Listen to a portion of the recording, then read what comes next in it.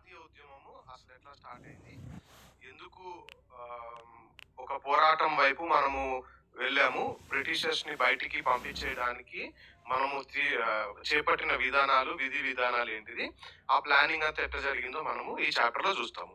So ఈ further చాప్టర్కి వెళ్ళేటప్పుడు ఇప్పటిదాకా మనం ఏమేం చదివామో ఒకసారి చిన్న రివిజన్ చేసుకుందాము.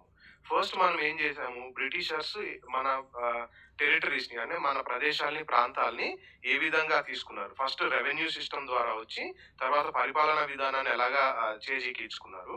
తర్వాత వాళ్ళు పాటించినటువంటి అడ్మినిస్ట్రేటివ్ ఇన్స్టిట్యూషన్స్ అంటే వాళ్ళు తీసుకొచ్చినటువంటి పరిపాలనా వ్యవస్థలు, తర్వాత కొత్త చట్టాలు, న్యూ లాస్ ఏ విధంగా ఉన్నాయో చూసాము. తర్వాత వాళ్ళు తీసుకొచ్చినటువంటి ఈ చట్టాలు, ఈ పరిపాలనా విధానము పీజెంట్స్ అంటే రైతులు, తర్వాత ట్రైబల్స్, గిరిజనుల జీవితాల్లో ఏ విధమైన ఎఫెక్ట్ వచ్చింది. తర్వాత ఎడ్యుకేషన్ సిస్టమ్ ఎట్లా చేంజెస్ వచ్చినాయి ఎడ్యుకేషన్ సిస్టమ్ లో, ఏంజలిసిస్ట్, ఓరియంటలిస్ట్ అని చదువుకున్నాం కదా అది. తర్వాత ఉమెన్ పరిస్థితి ఎట్లా ఉండేది, సతీ ఏ విధంగా పాటించేవాళ్ళు, చైల్డ్ మ్యారేజెస్, చైల్డ్ రీమ్యారేజెస్ వైపు సంస్కరణ ఏ విధంగా వచ్చినాయి, చట్టాలు ఏంటి అవి చూసాము. తర్వాత ఏంటి, కాస్ట్ సిస్టమ్ లో ఉండే డిస్క్రిమినేషన్, వివక్షను చూసాము. కాస్ట్ సిస్టమ్ ని తీసివేయడానికి, మరి ముఖ్యంగా అన్టచబిలిటీని అంటే అంటరానితనాన్ని తీసివేయడానికి మన సంస్కర్తలు ఏ విధంగా పోరాడారో కూడా చూసాం మనము. సోషల్ అండ్ రిలీజియస్ రిఫార్మ్స్, మనం సామాజిక పరమైనటువంటి, మతపరమైనటువంటి సంస్కరణలు కూడా చాలా వరకు వచ్చినాయి అప్పుడు. ఆ తర్వాత 1857 రివోల్ట్, సిపాయి మ్యూటినీ అని చెప్తాం కదా, తిరుగుబాటు, అవన్నీ ఆ తర్వాత ఎట్లాంటి పరిస్థితులకు వచ్చింది, అప్పటి నుంచి ఈస్ట్ ఇండియా కంపెనీ చేతిలో నుండి బ్రిటిష్ గవర్నమెంట్ చేతిలోకి ఏ విధంగా పరిపాలన వెళ్ళిందో మనం చూసాము. అదే టైంలో మన క్రాఫ్ట్స్, ఇండియన్ కాటన్ టెక్స్టైల్స్, తర్వాత సిల్క్ కి ఎంత డిమాండ్ ఉండేది, రాను రాను మెషిన్స్ వచ్చి ఇండస్ట్రియల్ రెవల్యూషన్ వచ్చి ఏ విధంగా మారింది, కొత్త ఇండస్ట్రీస్ ఎట్లా వచ్చినాయో ఇవన్నీ చూసాం మనం ఇప్పటిదాకా. సో ఈ చాప్టర్ లో మనము మరి ముఖ్యంగా డీల్ చేయబోయేది మోస్ట్ ఇంపార్టెంట్ థింగ్ ఏంటంటే, మన నేషనల్ మూవ్మెంట్ అంటే ఇండిపెండెన్స్ వైపు మనము చేపట్టినటువంటి ఆ స్టెప్స్ ఎట్లా ఉన్నాయి, మనం చేపట్టినటువంటి పోరాటాలు ఏ విధంగా ఉన్నాయి, ఎవరి నాయకత్వం వహించారు, ఏ విధమైన పోరాటాలు చేశారు ఏంటిది, ఇవన్నీ మనము ఇప్పుడు అర్థం చేసుకుందాం అనమాట. సో ఎమర్జెన్స్ ఆఫ్ నేషనలిజం, ఈ జాతీయ భావం అనేది ఏదైతే ఉందో అది అసలు ఎలా పుట్టుకొచ్చిందో మనము ఇప్పుడు అర్థం చేసుకుందాం. సో ఎలా పుట్టుకొచ్చింది అని అంటే ఫస్ట్ ఒక క్వశ్చన్ వేసుకుందాం మనం. సో మోస్ట్ ఇంపార్టెంట్ క్వశ్చన్ మనం వేసుకునేది ఏంటి అని అంటే, అసలు ఈ దేశం ఎవరిది, ఎవరు ఉండాలి ఏంటి అనేది మనం వేసుకుంటే, దేశం మనది. భారతీయులుగా ఇక్కడ పుట్టి భారతీయులుగా మనము ఇండియాలో జీవిస్తా ఉన్నాము. ఇది మనది. ఇండియాలో ఉండే ప్రజలందరిది. ఎవరు ఇండియాలో ఉండే ప్రజలందరిది. వాళ్ళు ఏ కాస్ట్ కి సంబంధించినా కానీ, ఏ తెగకి సంబంధించిన వాళ్ళైనా కానీ, ఏ కులం వాళ్ళైనా కానీ, ఏ భాష మాట్లాడుతున్నా, మెన్ అయినా, ఉమెన్ అయినా, ఇంకెవరైనా, అంటే ఇది భారతదేశంలో పుట్టి ఈ ఇంటర్నల్ గా ఈ డిఫరెన్సెస్ ఎవరికున్నా కానీ వాళ్ళకి సంబంధించినటువంటి దేశం మనది. అదే. సో ఆ విధంగా ఉన్నప్పుడు ఈ రిసోర్సెస్, మనకున్నటువంటి వనరులు ఏవైతే ఉన్నాయో, తర్వాత ఇక్కడ ఉన్నటువంటి వ్యవస్థలు ఏవైతే ఉన్నాయో ఎవరు వాడుకోవాలి, మనం వాడుకోవాలి.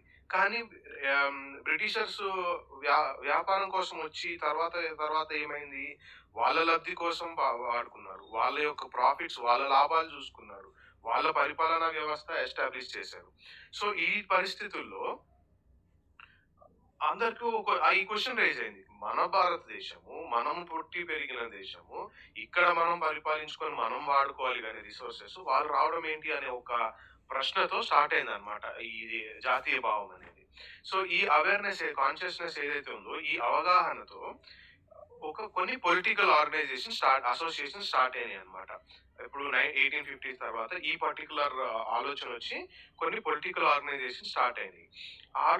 అసోసియేషన్స్ స్టార్ట్ చేసిన వాళ్ళు ఎవరు అని అంటే, అప్పుడు English educated professionals and lawyers ఎవరైతే ఉన్నారో, ఇప్పుడు అప్పట్లో ఏంటంటే 1850 వరకు చాలా కొంతమంది భారతీయులకి ఈ పర్టికులర్ ఎడ్యుకేషన్ యాక్సెస్, తర్వాత పెద్ద పెద్ద ఆఫీసర్స్ కి వీటికి వెళ్ళడము, తర్వాత పెద్ద ఆఫీసర్స్ గా, లాయర్స్ గా చదువుకోవడము, ఇది కొంతమందికి యాక్సెస్ ఉండేదన్నమాట. ఆ విధంగా ఎడ్యుకేషన్ సంపాదించినటువంటి కొంతమంది చదువుకున్న వాళ్ళు ఏం చేశారు అని అంటే, లాయర్స్ అప్పట్లో ఎక్కువ చాలా మంది లా చదివేవాళ్ళు అనమాట. సో వాళ్ళు కొన్ని అసోసియేషన్స్, ఆర్గనైజేషన్ స్టార్ట్ చేశారు. అందులో ముఖ్యమైనవి ఏంటి అంటే పూనా సార్వజనిక్ సభ, తర్వాత ద ఇండియన్ అసోసియేషన్, తర్వాత ద మద్రాస్ మహాజన్ సభ, తర్వాత బాంబే ప్రెసిడెన్సీ అసోసియేషన్, ఆ తర్వాత ఆఫ్ కోర్స్ అందరికి తెలిసిందే ఇండియన్ నేషనల్ కాంగ్రెస్. సో మీకు నేను ఇక్కడ ఇచ్చేటువంటి చిన్న అసైన్మెంట్ ఏంటంటే, ఈ ఆర్గనైజేషన్స్ అసోసియేషన్స్ ఏవైతే ఉన్నాయో వీటి యొక్క ఫౌండర్స్ ఎవరో మీరు కామెంట్ సెక్షన్ లో రాయండి క్లియర్ గా. సో అది నార్మల్ మా ఎగ్జామ్ పాయింట్ ఆఫ్ వ్యూలో కూడా చాలా ఇంపార్టెంట్ తెలుసుకోవడం, ఎవరు స్థాపించారు, ఎవరు ఫస్ట్ ప్రెసిడెంట్ అది అని. సో ఇక్కడ సావర్నిటీకి మీనింగ్ ఉందన్నమాట. సావర్నిటీ అంటే తెలుగులో మనం సార్వభౌమాధికారం అంటాం కదా. సో దాని అర్థం ఏంటంటే సావర్నిటీ అనేది, సో మన భారతదేశం యొక్క పరిపాలన ఎలా ఉండాలి, మన ప్రభుత్వాలు ఎలాగా పనిచేయాలి ఏంటి అనేది మనకి మనమే డిసైడ్ చేసుకుంటాము, వేరే వాళ్ళ ఇంటర్ఫియరెన్స్ లేకుండా. బయట దేశాలు కానీ, బయట రాజ్యాలు కానీ, బయట కంట్రీస్ ఏమీ చెప్పకుండా మనకి మనమే డిసైడ్ చేసుకోవడం అనమాట, వేరే వాళ్ళ ఇంటర్ఫియరెన్స్ లేకుండా. దాన్ని సావర్నిటీ అంటాం అనమాట. సో వాళ్ళు ఏ విధమైనటువంటి వర్క్ స్టార్ట్ చేశారు అని అంటే, వాళ్ళు స్టార్ట్ చేసిన వర్క్ వెనకాల ఉండే ఐడియా ఏంటి అంటే, పీపుల్ షుడ్ బి సావరీన్, అంటే ప్రజలు ఎవరైతే ఉన్నారో వాళ్ళకి సార్వభౌమాధికారం ఉండాలి. ఇప్పుడు ఇందాక మనం పైన అంత చదువుకున్న అవగాహన ఏదైతే ఉందో, మన దేశం మన పరిపాలన మనం పరిపాలించుకోవాలి అనే అవగాహన ఏదైతే ఉందో, అది ఈ కొత్త రకమైన ఆ పర్టికులర్ అవగాహన మనకి ఈ జాతీయ భావం ఏ విధంగా స్టార్ట్ అవ్వాలి, జాతీయ భావం వైపు తీసుకెళ్ళింది అనమాట. వాళ్ళ మెయిన్ ఇంటెన్షన్ ఏంటి, ప్రజలు ఒక కాన్ఫిడెన్స్ రావాలి, ప్రజలకి వాళ్ళకి వాళ్ళు ఎంపవర్ అవ్వాలి, ఎంకరేజ్ అవ్వాలి. దేని వైపు, డెసిషన్స్, తర్వాత పరిపాలన ఎట్లుండాలి, మన దేశంలో ఎటువంటి వ్యవస్థలు ఉండాలి ఏంటి, వాటికి సంబంధించిన అఫైర్స్ అన్ని ఏవైతే ఉంటాయో వాటన్నిటి గురించి ఇక్కడ ప్రజలే డిసైడ్ చేయాలి, అలాంటి సావర్నిటీ ఉండాలని వాళ్ళు ఇది స్టార్ట్ చేశారనమాట.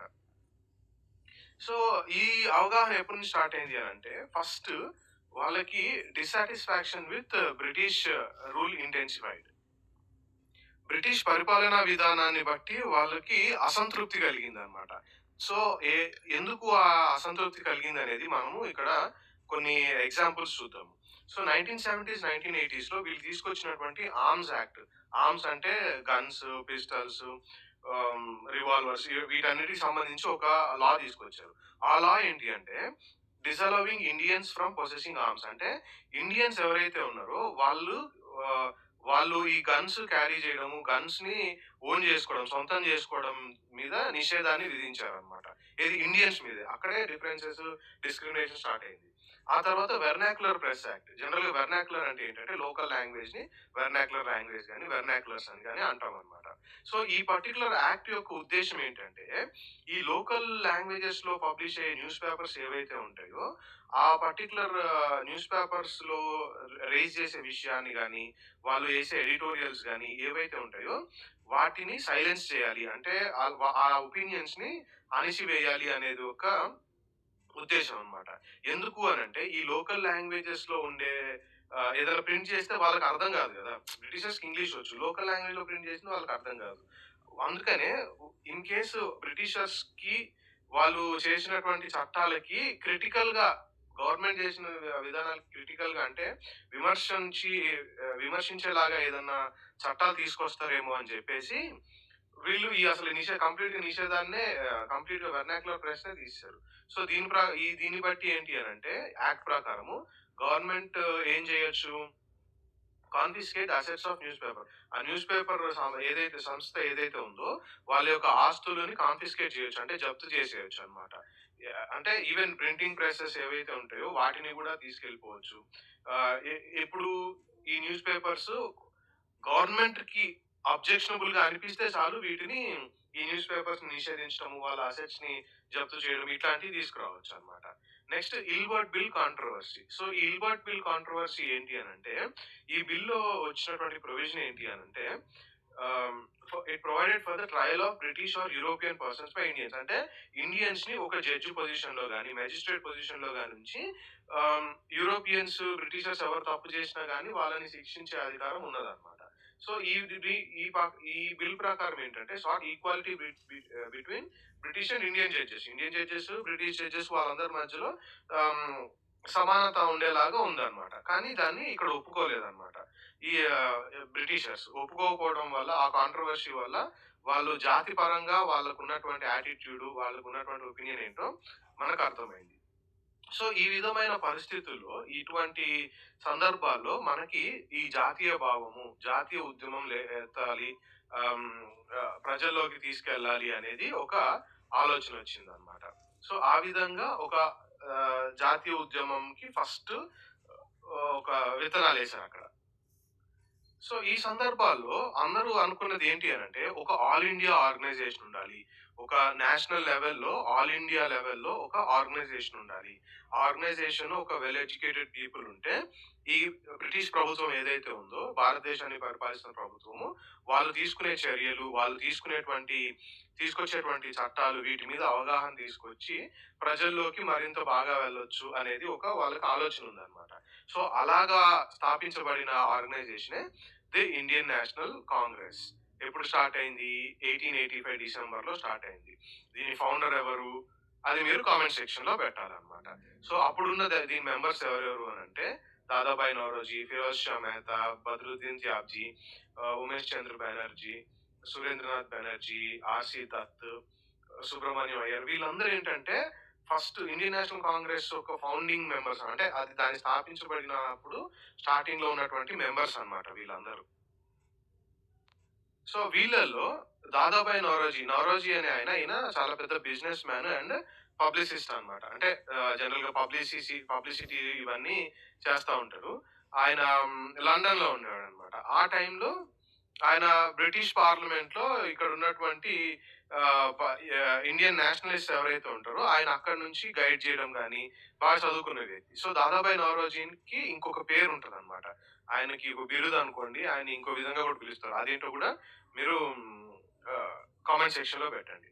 సో, ఈ సిట్యుయేషన్ లో రిటైర్డ్ బ్రిటిష్ ఆఫీషియల్ ఏవో Hume also played a part in bringing Indians from various regions together. So, ఇక్కడ మీకు అర్థమైపోయి ఉండాలి ఇండియన్ నేషనల్ కాంగ్రెస్ స్థాపించింది ఎవరు. సో, ఈ విధంగా ఒక ఆర్గనైజ్డ్ మూవ్‌మెంట్, ఒక ఆర్గనైజ్డ్ ఉద్యమం, ఒక పద్ధతి, ప్రక్రియ, ఒక ప్లాన్ ద్వారా ఆర్గనైజ్డ్‌గా బ్రిటిషర్స్ చేసే పనులని ప్రశ్నించడము, తర్వాత ఆ విధంగా బ్రిటిషర్స్ మనల్ని పరిపాలిస్తున్నారు గదా! వాళ్ళ దగ్గర నుంచి ఇండియన్స్ యొక్క ట్రీట్‌మెంట్ కరెక్ట్‌గా ఉండాలి. ఇండియన్స్ యొక్క సార్వభౌమాధికారాన్ని ఆహ్, అప్‌హోల్డ్ చేసేలాగా వాళ్ళ పరిపాలన ఉండాలి అనే దిశగా ప్రయాణించాలనేది అప్పుడు ఎస్టాబ్లిష్ చేసినటువంటి ఈ ఆర్గనైజేషన్స్ యొక్క ఉద్దేశ్యం అన్నమాట.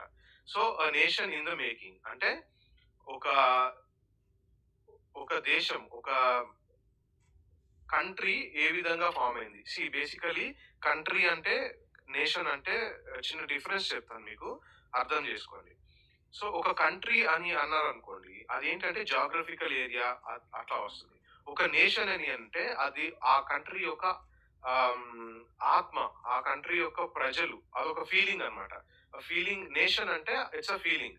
కంట్రీ అంటే ఇట్స్ అ జియోగ్రఫికల్ ఏరియా. అట్లా అర్థం చేసుకోండి ఎప్పుడైనా. You are an Indian citizen అంటే నువ్వు ఇండియాకి ఆహ్, సంబంధించిన వ్యక్తివి. ఇండియాలో ఒక సిటిజన్‌షిప్ ఉంది నీకు. ఆమెన్ ఇండియన్ నేషనల్ అన్నావంటే నీకులో జాతీయ భావాలు ఉన్నట్టు. సో, అట్లా అన్నమాట. ఆ డిఫరెన్స్ మీరు అర్థం చేసుకోండి. సో, ఇప్పుడు మనం ఫర్దర్ చాప్టర్‌లోకెళ్ళే ముందు మీకు ఒక కథలాగా చెప్తాను ఇదంతా. సో, మనకి కథ అనిన వెంటనే కొన్ని పాత్రలుంటాయి గదా!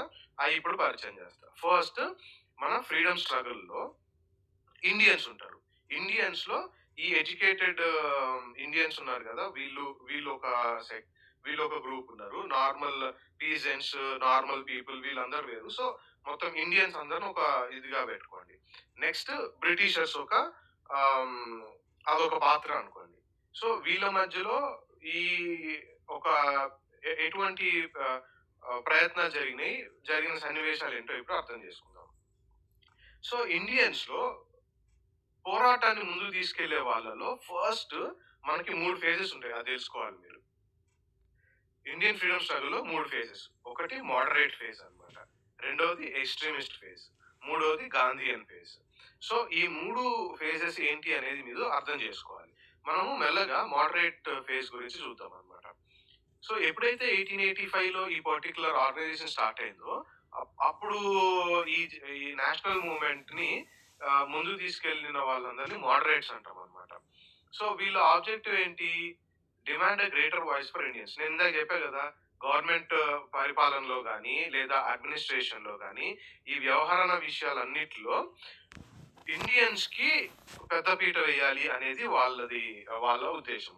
ఇంకోటి ఏంటి అనంటే wanted legislative councils to be made more representative. అంటే లెజిస్లేటివ్ కౌన్సిల్స్ ఏవైతే ఉంటాయో అప్పుడు వాటిలో ఎక్కువ ప్రాతినిధ్యం వహించేలా ఉండాలి. అంటే నామినేటెడ్, అపాయింటెడ్ పోస్ట్ కాకుండా ప్రాతినిధ్యం వహించే అంటే ప్రజలన్నీ ప్రాతినిధ్యం వహించేటువంటి వ్యవస్థలుగా ఉండాలి అనేది ఆహ్, వాళ్ళ వాళ్ళ వాదన ఇంకోటి. ఇంకోటి ఏంటి అనంటే ఈ రిప్రజెంటేటివ్ గా ఉండడమే కాకుండా వాటికి మోర్ పవర్ ఇవ్వాలి. ఎవరికి మోర్ పవర్ ఇవ్వాలి? ప్రావిన్సెస్‌కి. ప్రావిన్సెస్ అంటే స్టేట్స్ అనుకోండి. స్టేట్స్‌గా ఉండే వాటికి ఎక్కువ ప్రాధాన్యత ఇవ్వాలి అనేది ఒకటి. తర్వాత ఇంకో డిమాండ్ ఏంటి? ఇండియన్స్‌ని హై పొజిషన్స్‌లో, గవర్నమెంట్‌లో హై పొజిషన్స్‌లో ఉంటారు కదా! అడ్మినిస్ట్రేటివ్ ఆఫీసర్స్, ఇప్పుడు మనం ఐఏఎస్ అనుకున్నవి ఇప్పుడు మనం ఇండియన్ అడ్మినిస్ట్రేటివ్ సర్వీస్ అంటాం. అప్పుడు సివిల్ సర్వీస్ అనేవాళ్ళనమాట. సో, ఈ హై పొజిషన్స్‌లో ఇండియన్స్ ఉండాలి కదా! అందుకని ఈ సివిల్ సర్వీసెస్ ఎగ్జామినేషన్స్ ఏవైతే ఉంటాయో వాటిని ఉట్టి లండన్‌లో ఎగ్జామ్ కండక్ట్ చేయడమే కాకుండా ఇండియాలో కూడా కండక్ట్ చేస్తే ఇండియన్స్ కూడా ఆ పొజిషన్స్‌లోకి వెళ్తారు కదా! అనేది ఈ మోడరేట్స్ యొక్క ఇంకొక డిమాండ్ అన్నమాట. ఆ తర్వాత ఏంటి? Demand for Indianization of administration. అంటే ఈ అడ్మినిస్ట్రేషన్ వ్యవస్థలు ఏవైతే ఉంటారో, సపోజ్ ఇప్పుడు ఐఏఎస్ ఆఫీసర్లు లేదా వేరే వేరే ఎంఆర్ఓ వీళ్ళందరూ ఉంటారు కదా! అంటే వాటి ఈక్వలెంట్ పోస్ట్ అప్పుడు వేరుండేది. సో, ఆహ్, వాళ్ళ డిమాండ్ ఏంటి అనంటే ఈ పర్టిక్యులర్ అడ్మినిస్ట్రేషన్‌లో ఏంటి అనంటే ఆహ్, ఇండియన్స్‌కి ఎక్కువ పెద్దపీట వేయాలి. ఇండియన్స్‌ని రిక్రూట్ చేసుకోవాలనేది వీళ్ళ ఆహ్, ఉద్దేశ్యం అన్నమాట. వీళ్ళ యొక్క డిమాండ్ అప్పుడు. సో, ఇండియనైజేషన్ ఆఫ్ అడ్మినిస్ట్రేషన్ వెనకాల ఉన్నటువంటి ఇంకొక రీజన్ ఏంటంటే, ఇట్స్ అగెయిన్స్ట్ రేసిజం. జాతి వివక్షకి వ్యతిరేకంగా గూడా ఉంటది అనేది వాళ్ళ ఉద్దేశ్యం అన్నమాట. ఎందుకంటే జనరల్‌గా అప్పుడు ఈ వైట్స్, తెల్ల దొరలు ఎవరైతే ఉంటారో వాళ్ళు మోనోపలైజ్ చేస్తారు. అంటే ఇక వాళ్ళే అన్ని పోస్ట్‌లో ఉండడము అట్లా చేసేవాళ్ళన్నమాట. సో, ఇంకొక అంటే బ్రిటిషర్స్ అప్పుడు ఏమనుకునేవాళ్ళంటే, వాళ్ళెందుకు ఒప్పుకునేవాళ్ళు గాదంటే, వాళ్ళు జనరల్‌గానే అసలు ఏమీ చెప్పకుండా బ్రిటిషర్స్ జనరల్‌గానే ఇండియన్స్ ఆ పొజిషన్స్, ఆ బాధ్యతలు చేపట్టలేరు. వాళ్ళ వల్ల కాదు అనే ఒక ఐడియాలో ఉండేవాళ్ళనమాట. సో, ఈలోపు ఏమైంది? ఈ డిమాండ్స్‌తో పాటు ఇంకొన్ని డిమాండ్స్ ఏంటి అనంటే, other demands included separation of judiciary from executive. So, ఈ సెపరేషన్ అవసరము. ఈ సెపరేషన్ అంటే ఎగ్జిక్యూటివ్‌ని, జ్యుడిషియరీని సెపరేట్ చేయాలి అనేది ఇంకొక డిమాండ్ అన్నమాట. ఎందుకు అలా సెపరేట్‌గా ఉండాలి? ఏంటి అనేది ఇప్పుడు నేను చెప్పను. ఎందుకంటే అది కంప్లీట్‌గా పాలిటీ టాపిక్. ప్లస్ కోర్స్‌లో మీకు కవర్ చేశాను నేనది. ఆ తర్వాత ఇంకో డిమాండ్ ఏంటి? Repeal of arms act. మనం ఆర్మ్స్ యాక్ట్ గురించి చదివాం కదా! దాని యొక్క రిపీలింగ్ అంటే ఏంటంటే, ఆ పర్టిక్యులర్ చట్టాన్ని కొట్టివేయడం అన్నమాట. తీసివేయడము. అదే కాకుండా ఆహ్, freedom of speech and expression. So, స్వేచ్ఛ ఉండాలి. మన భావాల్ని వ్యక్తపరుచుకునేటువంటి స్వేచ్ఛ ఉండాలి అనేది ఇంకొకటనమాట. జనరల్‌గా ఈ పర్టిక్యులర్ ఫ్రీడమ్ లేకుండా చేసిందేంటిది? వెర్నాక్యులర్ ప్రెస్ యాక్ట్ అన్నమాట. సో, ఆ విధంగా వీళ్ళు ఇన్ని డిమాండ్స్ తీసుకొచ్చారు. అంటే వ్యవస్థలో భాగంగా ఉండే వీళ్ళు డిమాండ్స్ తీసుకొచ్చారు. అంతేగాని స్ట్రైక్స్ గాని, హర్తాల్స్ గాని, రాస్తారోకోలు గాని కొంచెం హింసాత్మకంగా ఎప్పుడు వెళ్ళలేదన్నమాట. సో, అది దాని గురించి మనం నెక్స్ట్ వీళ్ళు మోడరేట్స్ అంటారు అందుకని వీళ్ళని. సో, ఆ తర్వాత ఇంకొన్ని విషయాలేంటి, ఇప్పటిదాకా మనము జనరల్‌గా వాళ్ళు చేసినటువంటి చట్టాల మీద మనకున్నటువంటి అబ్జెక్షన్స్ ఏంటి, దానికి అగెయిన్స్ట్‌గా ఏం చేసాం, మన డిమాండ్స్ వాటి పరంగా ఉన్నాయి. ఇప్పుడు నెక్స్ట్ ఏంటంటే, ఎకనామిక్ ఇష్యూస్ అంటే ఆర్థికపరమైన విషయాలు గూడా రైజ్ చేశారు. అప్పుడు కాంగ్రెస్ అప్పటికే స్థాపించబడింది కాబట్టి ఇండియన్ నేషనల్ కాంగ్రెస్. సో, ఏమని డిక్లేర్ చేశారంటే, డిక్లేర్ దట్ బ్రిటిష్ వాళ్ళ పరిపాలన ఏదైతే ఉందో, అది మనకి పావర్టీ అండ్ ఫెమిన్స్ అంటే పావర్టీ అంటే దారిద్ర్యము, తర్వాత ఫెమిన్స్ అంటే కరువు తీసుకొచ్చింది ఆహ్, అని అంటారనమాట. ఎందుకు ఆ విధంగా అంటే ల్యాండ్ రెవెన్యూని ఇంక్రీజ్ చేశారు. ల్యాండ్ రెవెన్యూని ఇంక్రీజ్ చేయడం వల్ల అంటే కట్టాల్సిన పన్ను ఎక్కువుంది. ఇప్పుడు అంతకుముందు పెయిజెంట్స్ ఎవరైతే ఉన్నారో వాళ్ళు అసలు ఎవరికీ పన్ను కట్టాల్సిన అవసరం లేదు. వాళ్ళ పొలం వాళ్ళు దున్నుకుంటున్నారు. వచ్చిన పంటని ఆహ్, వాళ్ళు సాగు చేసుకుంటున్నారు. అమ్ముకుంటున్నారు, తింటున్నారు. కానీ ఇప్పుడు ఎప్పుడైతే ఈ ల్యాండ్ రెవెన్యూ సిస్టమ్ వచ్చిందో, వీళ్ళు బ్రిటిషర్స్‌కి కొంత పన్ను కట్టుకోవాల్సి ఉంటది కదా! జమీందారు ద్వారానో, లేదా రాయత్వారీ సిస్టమ్ ద్వారానో. ఇవి కూడా మనం ప్రీవియస్ చాప్టర్స్‌లో డిస్కస్ చేసాము. సో, ఆ విధంగా వీళ్ళు కట్టుకోవడం వల్ల వీళ్ళకేంటంటే వీళ్ళ దగ్గర ఎక్కువ డబ్బులు లేకుండా పోయినాయన్నమాట. సో, ఆ విధంగా పావర్టీ వచ్చింది. ఫ్యామిన్స్ అంటే కరువు ఏ విధంగా వచ్చింది? అప్పట్లో ఈ గ్రెయిన్స్ ఏవైతే ఉంటాయో, మన వడ్లు గాని, వరి గాని, బియ్యం గాని, పప్పులు గాని, తర్వాత గోధుమలు గాని ఇవేవైతే ఉంటాయో ఇవి ఎక్కువ యూరోప్‌కి ఆహ్, హ్మ్, ఎక్స్‌పోర్ట్ చేస్తా ఉండేవాళ్ళు. ఇక్కడ నుంచి ఎగుమతి చేసేవాళ్ళు. అలా చేసినప్పుడు ఇక్కడ షార్టేజెస్ వచ్చేసింది. ఇక్కడ తగ్గిపోయేటప్పటికి ఇక్కడ కరువు ఆహ్, సిట్యుయేషన్ వచ్చిందన్నమాట. సో, ఈ విషయంలో కాంగ్రెస్ ఎటువంటి డిమాండ్స్ తీసుకొచ్చింది అనంటే, కాంగ్రెస్ ఏం డిమాండ్ చేసింది? ఈ రెవెన్యూని రెడ్యూస్ చేయాలి. Reduction of revenue. రెవెన్యూని తగ్గించాలి అనేది వాళ్ళ డిమాండ్. అంటే ఆర్థిక వ్యవస్థ పరంగా. తర్వాత కట్ ఇన్ మిలిటరీ ఎక్స్‌పెండిచర్. అప్పుడు మిలిటరీ ఎక్స్‌పెండిచర్‌కి వాళ్ళు ఈ సెక్యూరిటీ పరంగా మిలిటరీ ఎక్స్‌పెండిచర్‌కి ఎక్కువ ఆహ్, హ్మ్, అంటే బడ్జెట్‌లో అప్పుడు ఎక్కువ కేటాయిస్తా ఉండేవాళ్ళు. అది తగ్గించుకోవాలి అని చెప్పారు. అదే కాకుండా ఎక్కువ ఫండ్స్‌ని ఇరిగేషన్‌కి అంటే భూమి సాగు చేయడానికి కావాల్సినటువంటి వాటర్ రిసోర్సెస్ ఇరిగేషన్‌కి వాడమని చెప్పారనమాట. ఇంకొన్ని ఏం చేశారు, కొన్ని రెజల్యూషన్స్ పాస్ చేశారు. ఇండియన్ నేషనల్ కాంగ్రెస్‌లోనే రెజల్యూషన్స్ ఏం పాస్ చేశారు అనంటే, సాల్ట్ ట్యాక్స్ ఉండేదనమాట. ఈ సాల్ట్ ట్యాక్స్‌కి అగెయిన్స్ట్‌గా మనకి డండీ మార్చ్ గురించి వస్తది. అది కూడా ఫర్దర్ చాప్టర్‌లో తెలుసుకుంటాము. సో, ఈ సాల్ట్ ట్యాక్స్ తగ్గించాలి అనేది తర్వాత ఇండియన్ లేబరర్స్ అప్పటికి మీకు చెప్పాను కదా! ఇండియన్ లేబరర్స్ ప్రీవియస్ చాప్టర్స్‌లో చెప్పుకున్నాము. ప్లాంటేషన్ వర్క్స్‌కి కింద ప్లాంటేషన్‌లో వర్కర్స్‌గా ఉండడం కోసం వేరే దేశాలకెళ్లారని ప్రీవియస్ చాప్టర్‌లో చెప్పుకున్నాము. అలాగా ఫారెన్‌లో ఉండే లేబరర్స్ యొక్క ట్రీట్‌మెంట్ సరిగ్గా లేదు అనే విషయాన్ని కూడా వాళ్ళు రైజ్ చేశారన్నమాట. ఆ విషయాన్ని కూడా వాళ్ళ రెజల్యూషన్స్‌లో రె తీసుకొచ్చారు. ఆ తర్వాత sufferings of forest dwellers. Tribals forest laws ఏ విధంగా ఉన్నాయో మనం ప్రీవియస్ చాప్టర్స్ లో చూసాము. సో ఆ విషయంలో కూడా వీళ్ళు రెజల్యూషన్స్ తీసుకొచ్చారు. ఈ పర్టికులర్ ఈ విధంగా ప్రతి ఒక్కరు లైఫ్ లో ఇంటర్ఫియర్ అయ్యి, మరి ముఖ్యంగా ట్రైబల్స్ లైఫ్ లో ఇంటర్ఫియర్ అయ్యి ఈ ఫారెస్ట్ అడ్మినిస్ట్రేషన్ లో కూడా ఇంటర్ఫియర్ అవడం వల్ల ఆర్థిక వ్యవస్థ కూడా దెబ్బతినింది అనేది అప్పుడు ఉన్నటువంటి పెద్దల యొక్క మ్, వాళ్ళ ఉద్దేశం. తర్వాత వాళ్ళు అనుకున్న విషయాలు ఆ విషయంలోనే వాళ్ళు డిమాండ్స్ తీసుకొచ్చారు.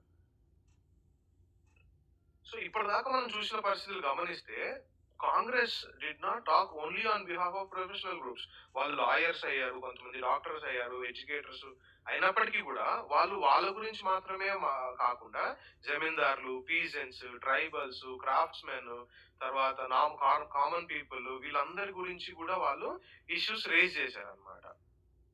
సో వీటన్నిటి వెనకాల వాళ్ళకున్న ఉద్దేశం ఏంటి అనంటే, moderate leaders wanted to develop public awareness. అంటే ప్రజలలో అవగాహన పెంచడం కోసము. ఇప్పుడు వాళ్ళు ఈ ఆర్థిక వ్యవస్థ ఈ విధంగా దెబ్బతినింది. ఈ సాల్ట్ ట్యాక్స్ వీటన్నిటి వల్ల దెబ్బతినింది అని ప్రజలందరూ అప్పుడు పెద్ద చదువుకున్నోళ్ళు కాదు. చదువుకున్నోళ్ళు ఆ విషయాలు చెప్పలేకపోతే అక్కడ వాళ్ళు ఫెయిల్ అయినట్టు కదా! సో అందుకనే వాళ్ళకి అవేర్‌నెస్ తీసుకురావడం కోసం అని చెప్పి, వాళ్ళ అవగాహన తీసుకురావడము మోస్ట్ ఇంపార్టెంట్ థింగ్ అని చెప్పి వీళ్ళు భావించి అప్పుడు న్యూస్ పేపర్స్ పబ్లిష్ చేశారు, ఆర్టికల్స్ రాశారు. వీటన్నిటిలో బ్రిటిషర్స్ పాటిస్తున్నటువంటి ఒక ఆర్థిక విధానం ఏదైతే ఉందో అది మన దేశాన్ని ఏ విధంగా క్షీణించేసింది, మన దేశ ప్రజల యొక్క జీవితాలు ఏ విధంగా దెబ్బతిన్నాయి, ఉమ్, ఎంత కఠినంగా ఉన్నారో వాళ్ళు జనాల్లోకి తీసుకెళ్లారనమాట. అదే విధంగా కాకుండా బ్రిటిష్ రూల్ ని విమర్శించడము, స్పీచ్లు ఇవ్వడము, తర్వాత ప్రతి ఒక్క ఊర్లోకి వీళ్ళ ప్రతినిధుల్ని పంపించడము, తర్వాత పబ్లిక్ ఒపీనియన్ తెలుసుకోవడం ఎట్లా ఉంది ఏంటి అనేది, ఇవన్నీ చూసిన తర్వాత ప్రజల్లోకి వెళ్ళడం కరెక్ట్ అని వాళ్ళు భావించారు. సో అదే కాకుండా ఇంకొకటి ఏంటి అనంటే, ఇప్పుడు ప్రజలు అనుకునేది కూడా ఈ బ్రిటిష్ పరిపాలకులు ఎవరైతే ఉంటారో వాళ్ళలోకి తీసుకెళ్ళాలి కదా! అలా తీసుకెళ్ళడం వల్ల న్యాయం జరుగుతుందని అనుకున్నారు అప్పుడు. ఎందుకు అనంటే బ్రిటిషర్స్ జనరల్‌గా ఫ్రీడమ్ అండ్ జస్టిస్ స్వతంత్రము, తర్వాత న్యాయం, ఒక ఇండివిడ్యువల్ యొక్క స్వతంత్రము, న్యాయాన్ని గౌరవించే వ్యక్తులు. సో ఈ ఈ విధంగా వాళ్ళ పరిస్థితులు ఊర్లలో ఉన్నాయి. లేదా పీసెంట్స్ ఈ విధంగా కష్టాలు ఎదుర్కొంటున్నారు.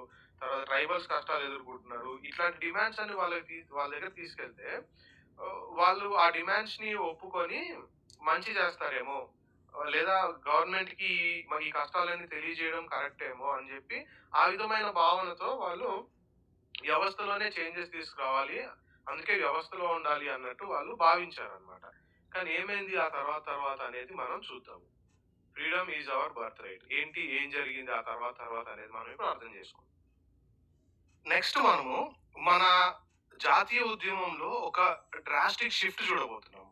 సో ఇప్పటిదాకా మన వాళ్ళు అనుకున్నది ఏంటి, వ్యవస్థలో భాగంగా ఉండి వాళ్ళకి మన కష్టాలు, బ్రిటిషర్స్‌కి మన కష్టాలు, మన భారతదేశ ప్రజలు ఎదుర్కొంటున్న ఇబ్బందులు అవగాహన తీసుకొచ్చి, తద్వారా వాళ్ళకి ఇండియన్స్ ఎక్కువ అడ్మినిస్ట్రేషన్‌లో ఉండేలాగా, ఎక్కువ పాలనా వ్యవస్థలో ఉండేలాగా వాళ్ళ యొక్క మనసు మార్చడం అనుకోండి.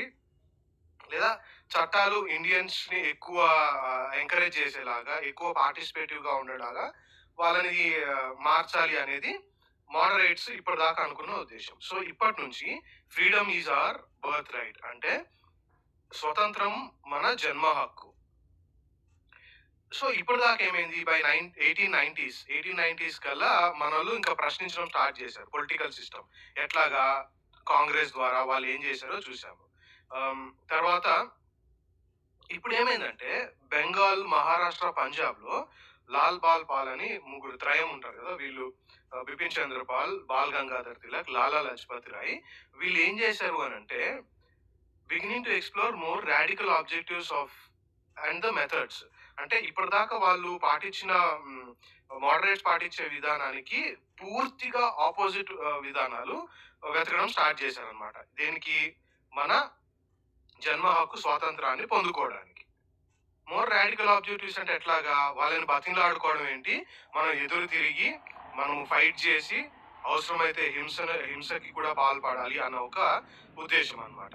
ఆ విధంగా వాళ్ళని ఎదిరించి, వాళ్ళకి వ్యతిరేకంగా చేసి, ఆహ్, వాళ్ళకి వాళ్ళకి వ్యతిరేకంగా అవసరమైతే పోరాటాలు చేసి, అంటే యుద్ధం టైప్‌లో యాక్చువల్లీ ఫైటింగ్ మనకి 2 వర్గాల మధ్యలో పోరాటంలాగా, కొట్లాటలాగా గూడా చేయడానికి ఎళ్ళే ఒక ధైర్యం వాళ్ళకి ఉందన్నమాట. వీళ్ళేం చేశారు? ఈ మోడరేట్స్ అనే వాళ్ళు యొక్క పద్ధతులు ఏవైతే ఉంటాయో, వాటిని విమర్శించారు. వీళ్ళు మోడరేట్స్ పాటించిన పద్ధతులేంటి? పాలిటిక్స్ ఆఫ్ ప్రేయర్ అంటే సింపుల్‌గా చెప్పాలంటే బతిమిలాడుకోవడం. బ్రిటిషర్స్‌ని ఊరినే బతిమిలాడుకోవడం.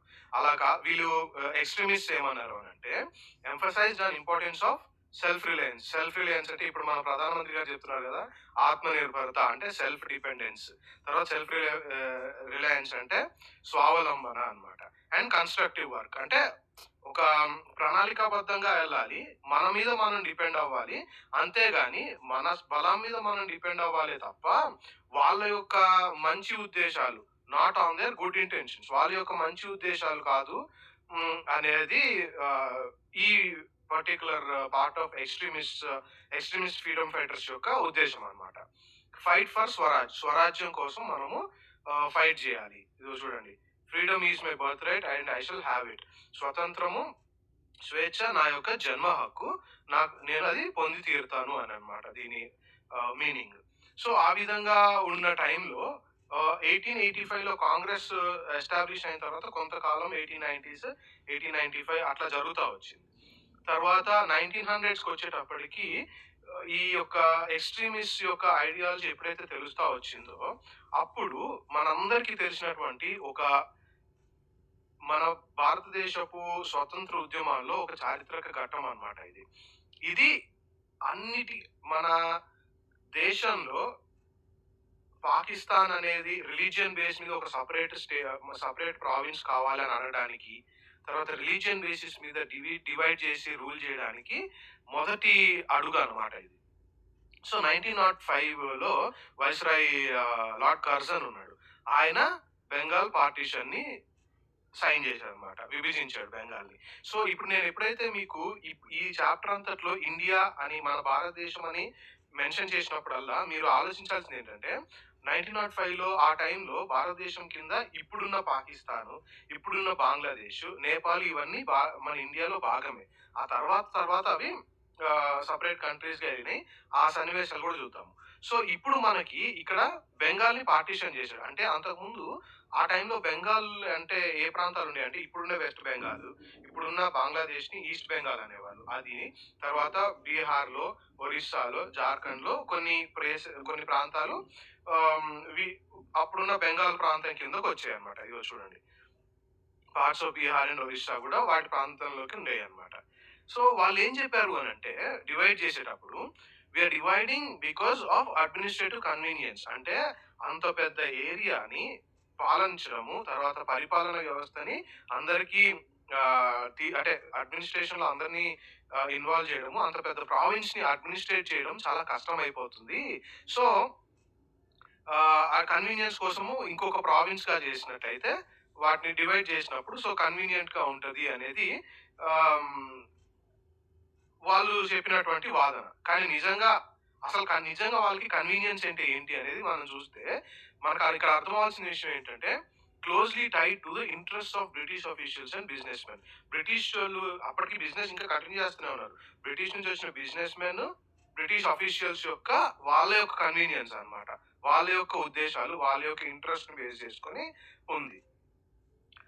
మీరిక్కడ జాగ్రత్తగా గమనించినట్టయితే, ఎప్పుడైతే మన ఇండియన్స్‌లో ఈ అవగాహన, అవేర్‌నెస్ వస్తుంది.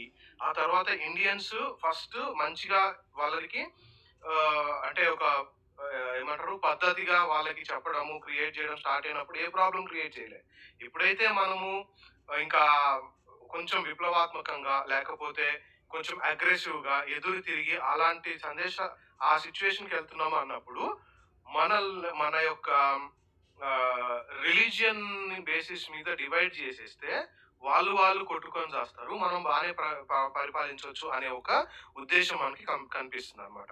సో, అటువంటి ఉద్దేశంతో ఆహ్, బెంగాల్‌ని డివైడ్ చేశారు అని చారిత్రాత్మకంగా చరిత్రకారులు చెప్తా ఉన్నారన్నమాట.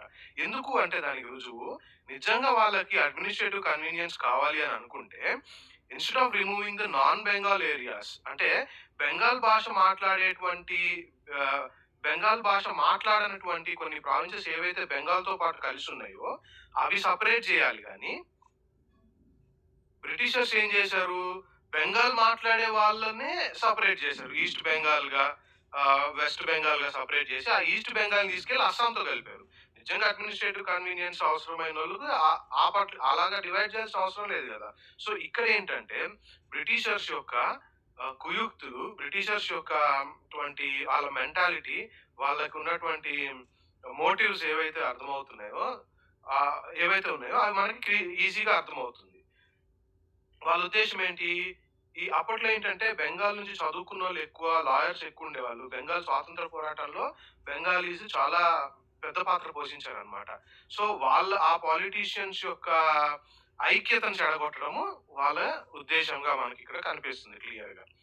నెక్స్ట్ ఏంటంటే, ఈ పార్టిషన్ ఆఫ్ బెంగాల్ ఏదైతే ఉందో, ఇది జనాల్లో ఒకటువంటి ఉద్రేకాన్ని తీసుకొచ్చింది. ఇన్‌ఫ్యూరియేటెడ్ పీపుల్.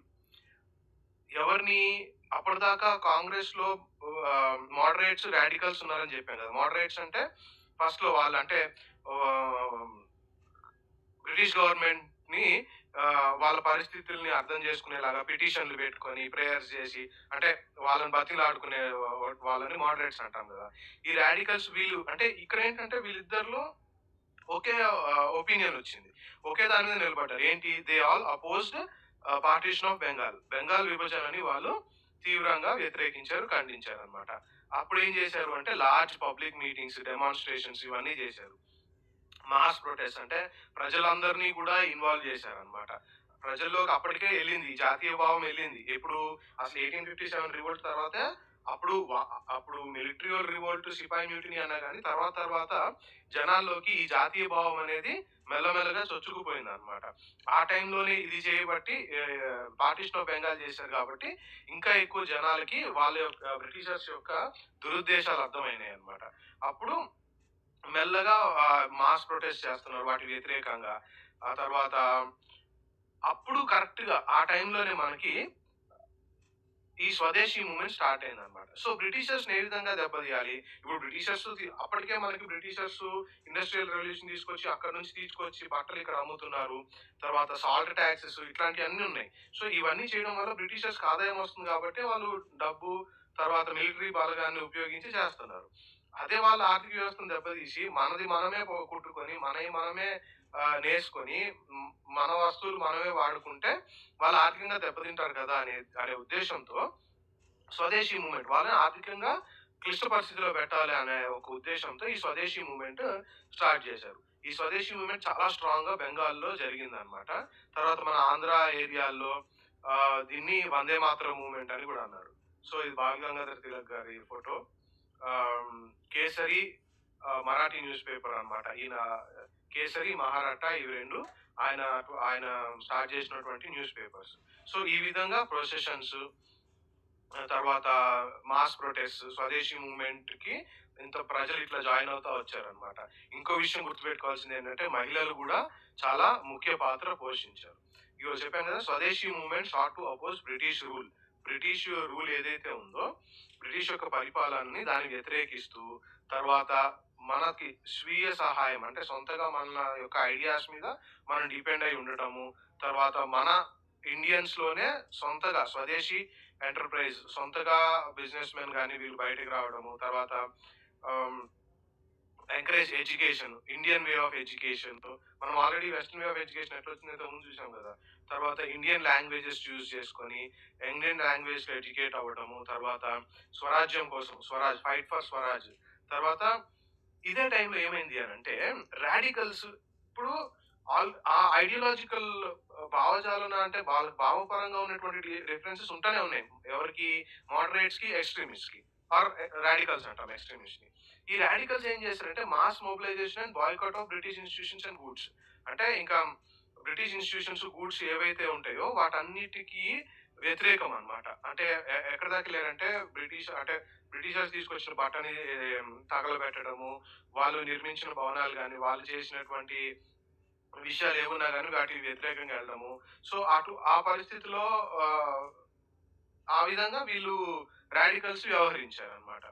సో ఇంకో సజెషన్ ఏం చేశారు, some individuals also began to suggest revolutionary violence. Revolutionary violence అంటే విప్లవాత్మకమైనటువంటి హింసని, అంటే హింస ద్వారా విప్లవాన్ని తీసుకురావాలి అనేది కూడా వాళ్ళు ఆ విధంగా బ్రిటిషర్స్ ని ఎల్లగొట్టాలి అనేటువంటి సజెషన్ కూడా చేశారన్నమాట. ఇంకొన్ని విషయాలు అప్పుడు జరిగింది ఏంటంటే ఆ టైంలో జరిగినటువంటి మోస్ట్ ఇంపార్టెంట్ ఇష్యూస్ గుర్తుపెట్టుకోండి. ముస్లిం ల్యాండ్ లార్డ్స్ అందరూ, నవాబ్స్ అందరూ కలిసి ఏం చేశారంటే ఆల్ ఇండియా ముస్లిం లీగ్ ని ఫామ్ చేశారు అట్ ఢాకా. అంటే ఇప్పుడు ఉన్నటువంటి ఢాకా అన్నమాట, బంగ్లాదేశ్ లో. సో ఢాకాలో ఆల్ ఇండియా ముస్లిం లీగ్ ఎస్టాబ్లిష్ చేశారు 1906 లో. ఇది గుర్తుపెట్టుకోవాలి మీరు.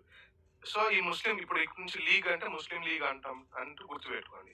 ఈ లీగ్ ఏం చేసింది, supported the partition of Bengal. వీళ్ళు ఇక్కడ ఎందుకు సపోర్ట్ చేశారు అనేది నేను మెన్షన్ చేస్తాను. ఎందుకు అని అంటే ఎప్పుడైతే పార్టీషన్ ఆఫ్ బెంగాల్ ని విభజిస్తున్నారో ఆ టైంలో ముస్లిమ్స్ కి ఇంకొక సపరేట్ దేశము లేదా సపరేట్ ప్రాంతాన్ని కేటాయించి ఢాకాని క్యాపిటల్ చేస్తాము అని చెప్పి బ్రిటిషర్స్ వాళ్ళని ప్లీజ్ చేశారు.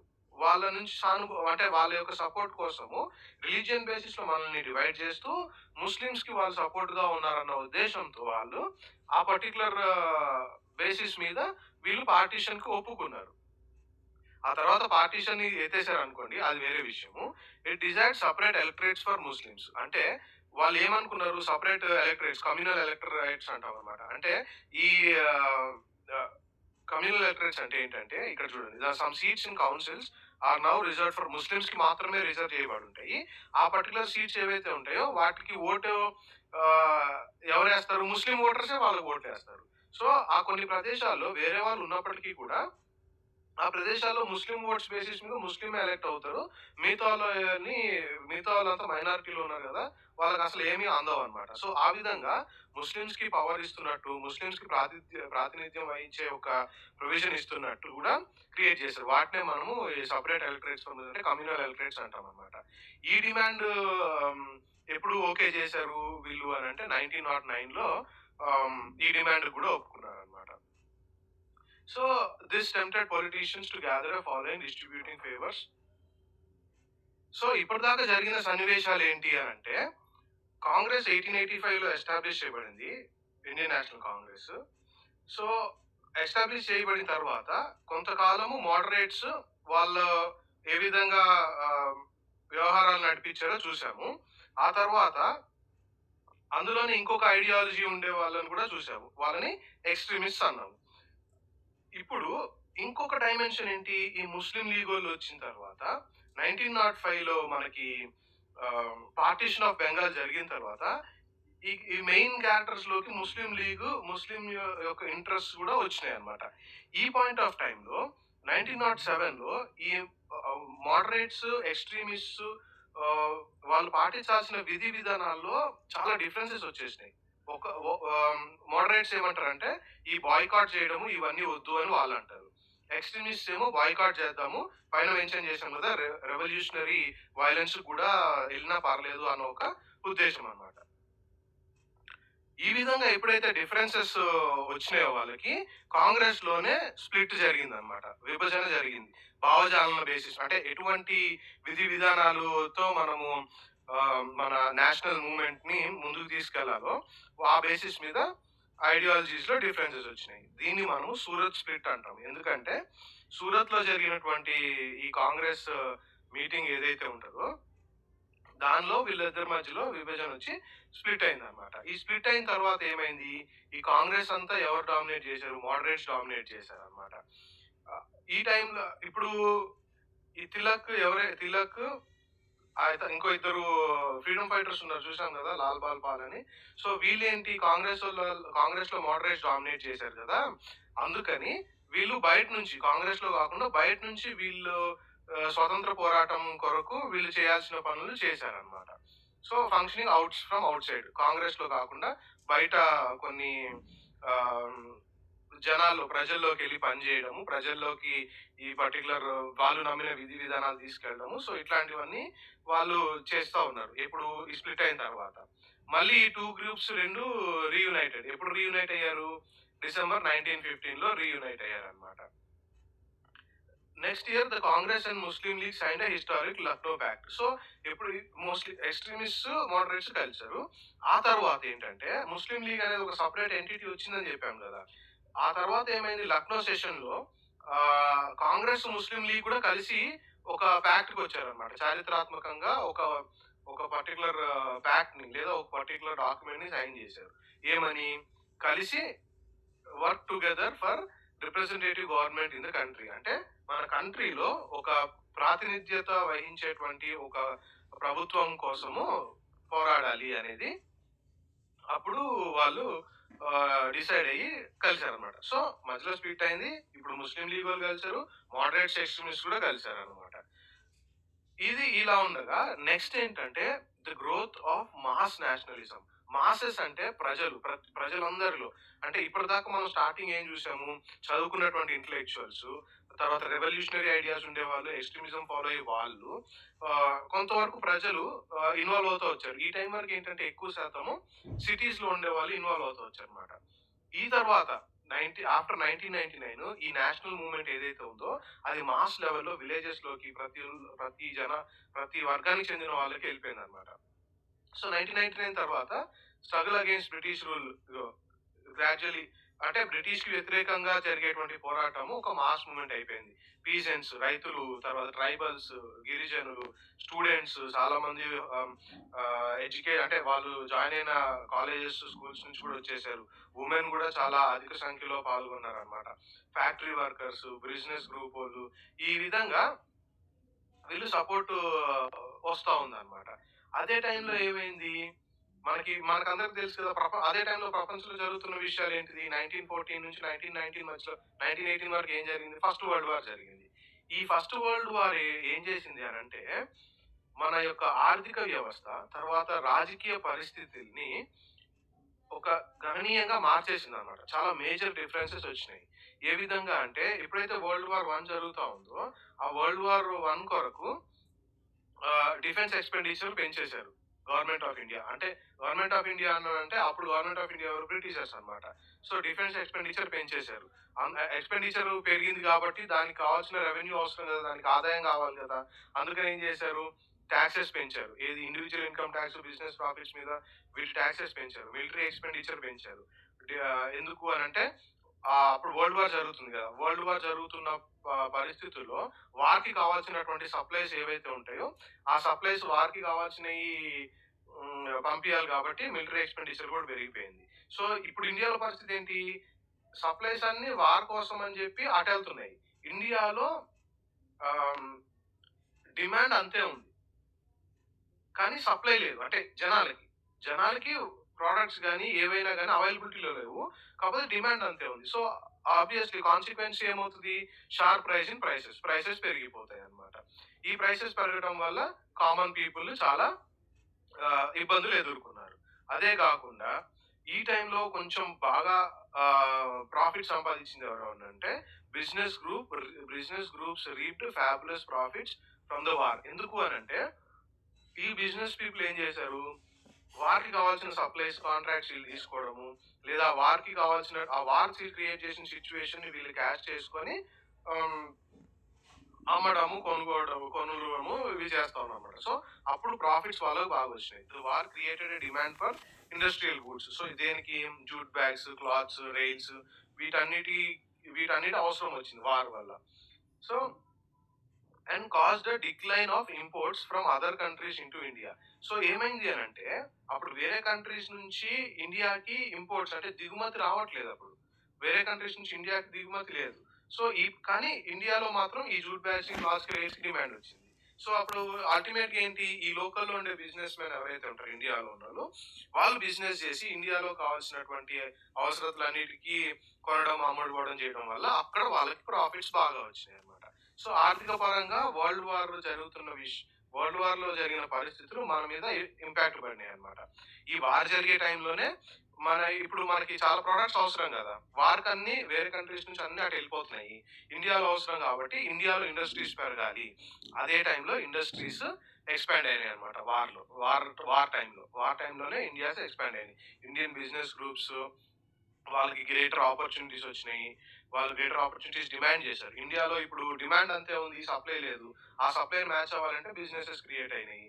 సో, ఆ బిజినెసెస్ ఏంటంటే మంచిగా ప్రాఫిట్స్ సంపాదించుకోగలిగారన్నమాట. సో, ఎప్పుడైతే ఈ వార్ జరగడం స్టార్ట్ అయిందో అప్పుడు బ్రిటిష్‌కి మోస్ట్ ఇంపార్టెంట్ అవసరం ఏమైంది అనంటే ఆర్మీని ఎక్స్‌పాండ్ చేసుకోవాలి. ఆర్మీని పెంచుకోవాలి అనేటువంటి ఒక ఆలోచనొచ్చి వాళ్ళు ఈ విలేజెస్‌లో ఎవరైతే ఉన్నారో విలేజెస్‌లో ఉండే ప్రజల్ని ఫోర్స్ చేసి, ప్రెషరైజ్ చేసి సోల్జర్స్‌గా రిక్రూట్ చేశారు. రిక్రూట్ చేసి వాళ్ళని అబ్రాడ్ పంపించారు. అంటే ఇప్పుడు మనం ఆ టైంలో మనం పోరాడుతుంది ఎవరి తరపున? బ్రిటిషర్స్ తరపున. బ్రిటిషర్స్ మనల్ని పరిపాలిస్తున్నారు కాబట్టి బ్రిటిషర్స్ తరపున మనం పోరాడడానికి వెళ్ళామన్నమాట. వాళ్ళు ఇక్కడి నుంచి తీసుకెళ్లారు. సో, ఈ వార్ అయిపోయిన తర్వాత ఇంకా తిరిగి వచ్చేసారు.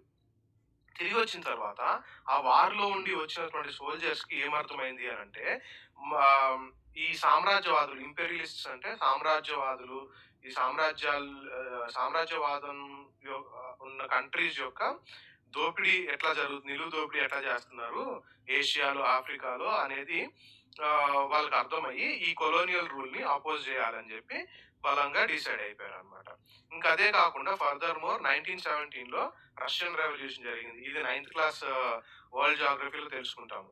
తర్వాత పీజెంట్స్ అండ్ వర్కర్ స్ట్రగుల్స్, తర్వాత ఐడియాస్ ఆఫ్ సోషలిజం బాగా స్ప్రెడ్ అయినాయన్నమాట. అప్పుడు సోషలిజం బాగా స్ప్రెడ్ అయింది. రష్యన్ రెవల్యూషన్ వాటి ద్వారా. సో, ఇదంతా ఏంటంటే ఇండియన్ నేషనలిస్ట్ మన భారతదేశంలో ఉన్నటువంటి జాతీయవాదులు ఎవరైతే ఉన్నారో వాళ్ళందరినీ చాలా ఎంకరేజ్ చేసింది అన్నమాట. ఇన్‌స్పైర్ చేసింది. సో, ఆ విధంగా ఇప్పటిదాకా మనము 1917, 1919 వరకు జరిగిన విషయాలు మనము చాలా క్లియర్‌గా చూసాము. మోడరేట్స్, ఎక్స్‌ట్రీమిస్ట్ గురించి చూసాము. సో, ఇప్పుడేంటంటే next advent of Mahatma Gandhi. So, Gandhi గారు మన జాతీయ ఆహ్, ఇండిపెండెన్స్ స్ట్రగుల్ అంటే మన స్వతంత్ర పోరాటంలో ఆయన వచ్చిన తర్వాత ఏ విధంగా మారింది ఏంటి అనేది కూడా మనము ఇప్పుడు చూద్దాం. సో, గాంధీ గారు ఎంత పెద్ద మాస్ లీడర్‌గా అయిపోయారో మనందరికీ తెలిసిన విషయమే. సో, ఈయనేంటంటే ఆయన 46 సంవత్సరాల వయసున్నప్పుడు 1915లో సౌత్ ఆఫ్రికా నుంచి ఇండియా వచ్చాడన్నమాట. ఆహ్, అప్పటికే ఆయన సౌత్ ఆఫ్రికాలో ఉన్నటువంటి ఇండియన్స్ మీకు అంతకుముందు చెప్పా గదా! ప్లాంటేషన్‌లో వర్కర్స్ కోసము ఇండియా నుంచి ప్లాంటర్స్‌ని తీసుకెళ్ళి బ్రిటిషర్స్ వేరే దగ్గర పని చేయించుకునేవాళ్ళని చెప్పా గదా! ఆ విధంగా సౌత్ ఆఫ్రికా ఎళ్ళిన ఇండియన్స్ ఎదుర్కొన్నటువంటి క్లిష్ట పరిస్థితుల్లో ఆయన నాన్ వయలెన్స్ అంటే అహింసని పాటిస్తూ అక్కడ జరిగినటువంటి జాతి వివక్షని ఆహ్, ఏ విధంగా ఎదుర్కొన్నాడు? అహింసని యూజ్ చేసుకొని జాతి వివక్షని ఏ విధంగా పోరాడాడు? ఏ విధంగా ప్రశ్నించాడో మనం చూసాం. అందుకని ఆయన చాలా రెస్పెక్టెడ్ లీడర్. చాలా గౌరవం పొందిన వ్యక్తి అన్నమాట. ఆఫ్రికాలో చాలా క్యాంపెయినింగ్స్ చేశాడు. ఆహ్, ఆ టైం ఆ తర్వా అక్కడున్నప్పుడు ఏంటంటే ఆయనకి అన్ని వర్గాల వాళ్ళతో ఆయనకి ఒక మంచి సంబంధం ఏర్పడిందనమాట. హిందూస్ గాని, ముస్లిమ్స్ గాని, పార్సీస్ గాని, క్రిస్టియన్స్ గాని అన్ని వర్గాల వాళ్ళు. తర్వాత మర్చెంట్స్, లాయర్స్ వీళ్ళందరితో మంచి సంబంధం ఏర్పడింది. సో, ఆ తర్వాత ఎప్పుడైతే ఆయన ఇండియాకొచ్చాడో, ఇండియాకొచ్చిన తర్వాత ఆయన ఫస్ట్ ఇయర్ ఏం చేశాడంటే ఊరినే అంటే ఇంకా ప్రతి ప్రదేశంలో, ప్రతి ఊర్లో పరిస్థితి ఎట్లుంది? ప్రతి ఊర్లో వాళ్ళకున్న కష్టాలేంటి? ఏ విధంగా వాళ్ళ కష్టాలు సాల్వ్ చేయాలనుకున్నారు? బ్రిటిషర్స్ వ్యవహరిస్తున్న విధానం ఏంటి? ఇవన్నీ తెలుసుకోవడం కోసం, అవగాహన పొందుకోవడం కోసము, తర్వాత ప్రజల్లో ఆయన ఏ విధంగా కలిసిపోగలడు, తర్వాత ప్రజల్లో ఉన్నటువంటి మెయిన్ ప్రాబ్లమ్స్ ఏంటి, ఇవన్నీ తెలుసుకోవడానికి ఆయన జస్ట్ టూర్ చేశాడన్నమాట. ట్రావెల్ చేస్తా ఉన్నాడు. సో, ఈ విధంగా ట్రావెల్ చేస్తున్న సమయంలో ఆయన వేసినటువంటి మొదటి అడుగు అంటే ఈ రెవల్యూషన్ గాని, లేదా బ్రిటిష్ వ్యవస్థకు వ్యతిరేకంగా గాని, లేదా ఒక ప్రజలకు ఉపయోగపడే విషయంలో ఆయన తీసినటువంటి మొదటి అడుగేంటంటే, లోకల్ మూవ్‌మెంట్స్ అన్నమాట. చంపారణ్‌లో ఆయన చేసినటువంటి ఒక ఫస్ట్ సివిల్ డిసోబీడియన్స్ అన్నమాట. చంపారణ్‌లో. తర్వాత ఖేడా సత్యాగ్రహ చేస్తాడు. అహ్మదాబాద్ మిల్ వర్కర్స్ కోసం ఆయన ఆహ్, ఆహ్, ఆయన పిలుపునిచ్చి స్ట్రైక్ చేస్తా ఉంటాడన్నమాట. అహ్మదాబాద్ మిల్ వర్కర్స్ కోసం. సో, ఇక్కడున్నటువంటి పరిస్థితి అన్నిట్లో ఆయన ఈ విధంగా రెస్పాండ్ అయ్యాడు. ఆ టైంలోనే ఆయన ఎవరితో కాంటాక్ట్‌లోకొచ్చాడు? డాక్టర్ రాజేంద్ర ప్రసాద్, వల్లభాయ్ పటేల్ వీళ్ళందరితో కాంటాక్ట్‌లోకొచ్చి పూర్తిగా మనకు స్వాతంత్రం వచ్చేదాకా స్వతంత్ర పోరాటంలో ఆయనతో ఎప్పుడూ తోడుగానే ఉన్నారనమాట. అహ్మదాబాద్‌లో మిల్ వర్కర్స్ స్ట్రైక్ చేశారనమాట 1918లో. ఇది చాలా సక్సెస్‌ఫుల్ అయింది. సో, ఇది సక్సెస్‌ఫుల్ అవ్వడమే కాదు. తర్వాత ఖేడా సత్యాగ్రహ సక్సెస్‌ఫుల్ అయింది. చంపారణ్ ఫస్ట్ సివిల్ డిసోబీడియన్స్ అక్కడ సక్సెస్ అయ్యేటప్పటికి ఆయన పాటించేటువంటి విధి విధానాల్లో కూడా వీళ్ళందరికీ నమ్మకం కలిగింది. ఆహ్, ఆయన ఆయన మంచి లీడర్ అని, ఆయన ఒక మంచి మార్గం అంటే సరైన మార్గంలో అందరిని నడిపిస్తారని చెప్పి వాళ్ళు నమ్మారనమాట. సో, ఆ తర్వాత వచ్చింది ఏంటి అంటే ది రౌలాట్ సత్యాగ్రహ. రౌలాట్ యాక్ట్ గురించి అందరికీ తెలిసిందే కదా! 1919లో ఏంటంటే ఈ పర్టిక్యులర్ రౌలాట్ యాక్ట్‌కి వ్యతిరేకంగా సత్యాగ్రహ చేయాలి అని చెప్పి గాంధీజీ గారు పిలుపునిచ్చారనమాట. సో, ఈ రౌలాట్ యాక్ట్ ఒక ఉద్దేశ్యం ఏంటి అనంటే బేసిక్‌గా చెప్పాలంటే ఫండమెంటల్ రైట్స్ ప్రాథమిక హక్కులు ఏవైతే ఉంటాయో వాటిని తొలగించేస్తా ఉంటది. ఏ విధమైనటువంటిది? Freedom of expression. మన మన ఉద్దేశాల్ని మనము చెప్పుకొని ఆహ్, అంటే freedom of speech, freedom of expression ఏదైతే ఉంటాయో మనకు ఆ స్వేచ్ఛ లేకుండా పోయిందన్నమాట. తీసేసింది ఈ particular act. And strengthen police powers. Police powers ఏవైతే ఉంటాయో వాటిని స్ట్రెంగ్తెన్ చేసింది. సింపుల్‌గా ఏం చేసింది అనంటే మీరు వాళ్ళకి ఏ రుజువు ఏమీ లేకుండానే ఒక వ్యక్తిని ఎంక్వైరీ లేకుండానే జైల్లో పెట్టొచ్చు అనేటువంటి ఒక చట్టాన్ని ఈ రౌలాట్ యాక్ట్ ద్వారా తీసుకొచ్చింది అన్నమాట. సో, అదే టైంలో ఏంటంటే మొహమ్మద్ అలీ జిన్నా, గాంధీ గారు వీళ్ళు అప్పుడు మొహమ్మద్ అలీ జిన్నా, గాంధీ గారు వీళ్ళందరూ ఒకటే సైడ్ ఉండేవాళ్ళన్నమాట. వీళ్ళందరూ గవర్నమెంట్‌కి హక్కు లేదు. బేసిక్ ఫ్రీడమ్ అంటే ప్రాథమిక స్వేచ్ఛని తొలగించటము ఒక ఆహ్, చాలా దరిద్రమైన ఒక చట్టము అన్నట్టు వాళ్ళు భావించారు. ఇట్స్ డెవిలిష్ అంటే ఒక దెయ్యం లాంటిదన్నమాట. సో, గాంధీజీ ఏం చేశారంటే ఆయన 6థ్ April 1919 he called for non violent అహింసని పాటిస్తూ, హింసకి పోకుండా అహింసని పాటిస్తూ ఈ పర్టిక్యులర్ యాక్ట్‌కి వ్యతిరేకంగా ఆహ్, స్ట్రైక్స్ చేయాలి, హర్తాలు చేయాలి అని చెప్పేసి ఆయన పిలుపునిచ్చారనమాట. సత్యాగ్రహ సభాస్ ఏర్పాటు చేశారు. లాంచ్ ది మూవ్‌మెంట్ అంటే సత్యాగ్రహ సభాస్ అంటే ఇప్పుడు మనకి ఎగ్జాక్ట్‌గా చెప్పాలంటే అన్నా హజారే గారు అప్పుడు లోక్పాల్ కోసము, లోకాయుక్త కోసం ఏ విధంగా చేశారో అదనమాట. సో, అందరూ గుమిగూడడము, అందరూ దీన్ని సపోర్ట్ చేసే వాళ్ళందరూ ఒక దగ్గరకొస్తారు. ఒక సభలాగా ఫార్మ్ అయ్యి, ఏ విధంగా ఆ రౌలాట్ యాక్ట్ గాని, ఎనీ ఇష్యూ ఏదైతే ఉందో ఆ ఇష్యూకి వ్యతిరేకంగా జనాలకి ఎక్స్‌ప్లెయిన్ చేయడము, వాటి మీద రైటింగ్స్ రాయడము. సో, ఇట్లాంటియన్నీ అన్నమాట. సో, ఆ తర్వాత రౌలాట్ యాక్ట్ తర్వాత ఏమైంది? ఈ పిక్చర్ ఏంటంటే జలియన్‌వాలా బాగ్‌లో జరిగిన ఇన్సిడెంట్. జనరల్ డయర్ బైసాఖి రోజున ఆహ్, ఆ రోజు వాళ్ళకి అక్కడ ఏమంటారు కర్ఫ్యూ విధించిన విషయం తెలియక అందరూ అసెంబుల్ అయితే ఏ విధంగా నిర్దాక్షిణ్యంగా వాళ్ళందరిని కాల్చి చంపేసాడో మనందరికి తెలిసిందే. సో, అప్పుడు గోడకి పడినటువంటి తూట్లన్నమాట ఇవి.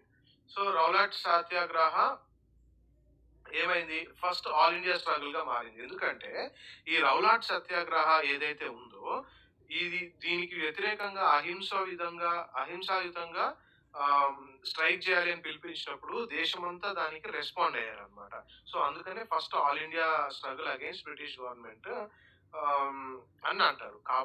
అన్నప్పటికి కూడా ఇది ఎక్కువ సిటీస్‌కి లిమిట్ అయిపోయింది. ఎక్కువ సిటీలోనే కొంచెం ప్రభావం కనిపించింది గానీ, ఊర్లలో తెలియలేదనమాట. సో, చెప్పా గదా!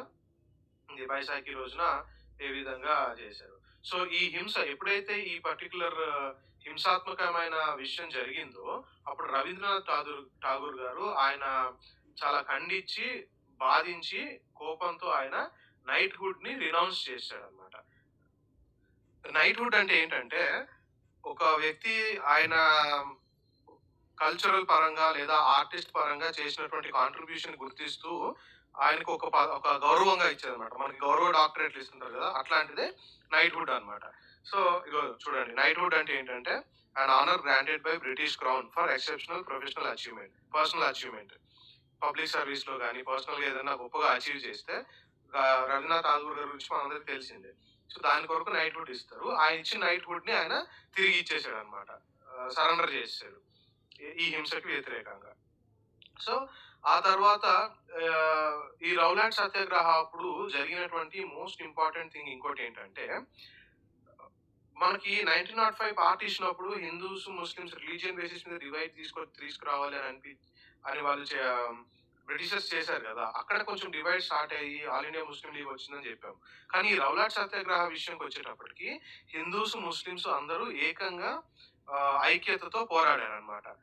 ఆహ్, ఈ టైంలో ఏంటి అనంటే గాంధీ గారు ఈ టైంలో ఆయన నమ్మిన విధానం ఏంటి అంటే, land of all people. India is land of all people who lived in the country. Hindus and Muslims and other religions. ఎవరైతే ఇక్కడ ఉంటారో అందరికి సంబంధించిన కంట్రీ అని చెప్పాడనమాట. ఆ విధంగా రౌలాట్ యాక్ట్‌లో కొన్ని కొన్ని సన్నివేశాలు హిందూస్, ముస్లిమ్స్‌ని ఏకం చేసినయి. తర్వాత ఆహ్, నాన్ వయలెంట్ మెథడ్స్‌లో మనం ఎట్లాగా సత్యాగ్రహం పాటించి నాన్ వయలెంట్ మెథడ్స్ లో కూడా మనకు వాళ్ళకి వ్యతిరేకంగా పోరాడొచ్చు అన్నది గాంధీ గారు క్లియర్ గా తెలియజేశారనమాట. నెక్స్ట్ మనం చూడబోయేది Khilafat agitation and non cooperation movement. So ఇది ఇప్పటిదాకా పార్ట్ 1 అని చేసుకోండి, ఎందుకంటే 2 లెంతీ అవుతుంది, కొంచెం ఎలాబరేట్ ఎక్స్ప్లెనేషన్ ఉండడం వల్ల. సో పార్ట్ 2 తో మళ్ళీ కలుస్తాను. ఇది జాగ్రత్తగా చదవండి, బాగా అర్థం చేసుకోండి, టైమ్ లైన్స్ చూసుకోండి, చాలా ఇంపార్టెంట్. నేను అడిగాను కదా మధ్యలో క్వశ్చన్స్, వాటన్నిటికీ కామెంట్ సెక్షన్ లో ఆన్సర్స్ పెట్టండి. అప్పటి వరకు అందరూ స్టే సేఫ్. మళ్ళీ పార్ట్ 2లో